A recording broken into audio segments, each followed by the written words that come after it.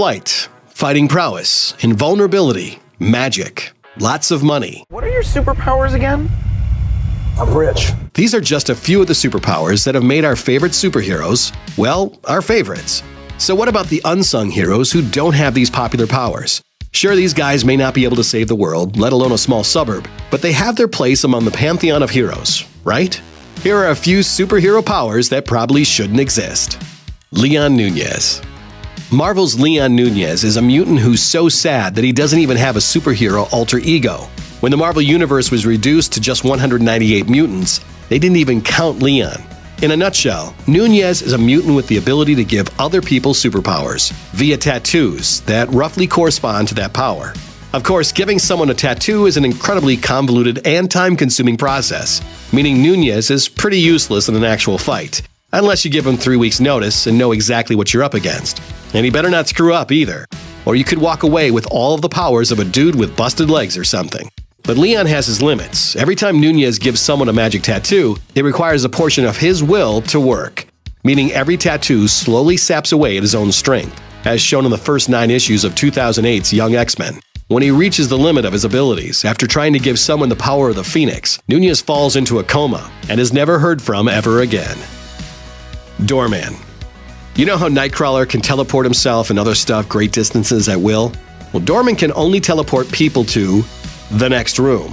He has all the powers of a door, plus you have to feed him. Advantage, door. Even Doorman's dad thought his powers were stupid. Technically, Doorman's body functions as a portal to a mysterious dimension filled with Iron Maiden album covers that can transport people through any solid object Doorman stands against, as shown in 2005's GLA Misassembled miniseries. This, despite sounding cool, is still a fairly useless ability in a world where Juggernaut and actual doors exist. The worst part is that Doorman can't even control this power, meaning people can pass through him against his will by simply walking into him. In GLA number 4, Doorman is killed and resurrected with a bunch of extra powers such as immortality, intangibility, and the ability to summon a magic pair of skis. Good luck being cooler than Marvel's surfboard guy. Gentle.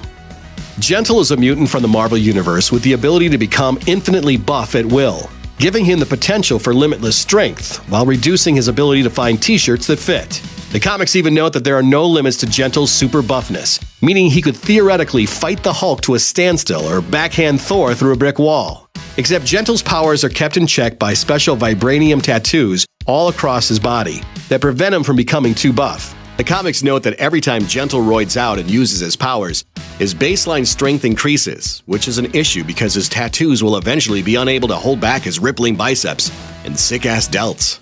This means that Gentle is destined to die like the rattiest of all gym rats, exploding in a mass of bone fragments and testosterone from flexing just a little bit too hard. ForgetMeNot. There are lots of forgettable comic characters, but ForgetMeNot is without a doubt the most forgettable. He's a mutant with the power of imperceptibility, which is just a fancy way of saying he has the power of being so unremarkable you instantly forget he exists. The moment he leaves someone's perception, he ceases to exist to that person, with all the memories of his existence instantly and permanently erased. X-Men Legacy number 300 mentions that ForgetMeNot fought alongside the X-Men for 6 years, but still, no one but Professor X remembered him regularly, even though his actions were consistently heroic. After the death of Professor X, someone finally realized he existed, because the toilet paper kept going missing in the X-Mansion. He's even killed because the good guys don't remember that he's also a good guy. Then again, ForgetMeNot gets to ride trains for free because nobody remembers he's there. So at least there's that. Light Lass. It doesn't get more useless than this. Ayla Rance, aka Light Lass, possesses the fearsome ability of making things less heavy. Sure, plenty of writers have done their best to do some fun things with her weird power, but at the end of the day, she's less useful than the guys who can eat rocks and bounce. She's also on the team with Starboy, whose ability to make things heavier is a much more useful version of mass manipulation. The worst part? When Ayla joined the future super team, the Legion of Superheroes in Adventure Comics number 308, she was originally Lightning Lass, with the ability to shoot electricity out of her hands. She filled the spot left when her brother, Lightning Lad, died. After he returns from the dead a few issues later, Lightning Lass is basically written out of the Legion, until Dreamgirl zaps her with a machine that swaps her powers, without ever actually asking her if that's what she wanted. On the bright side, if you ever need someone to help you move, she's definitely the hero to call. Gunfire. In 1993, DC launched an event called Bloodlines that was designed to bring a whole roster of edgy new characters into their universe by having a bunch of alien bugs show up and experiment with random humans. One of those many useless heroes was a guy named Gunfire, who managed to survive for 13 issues with the most 90s superpower ever. He can turn anything he touches into a gun.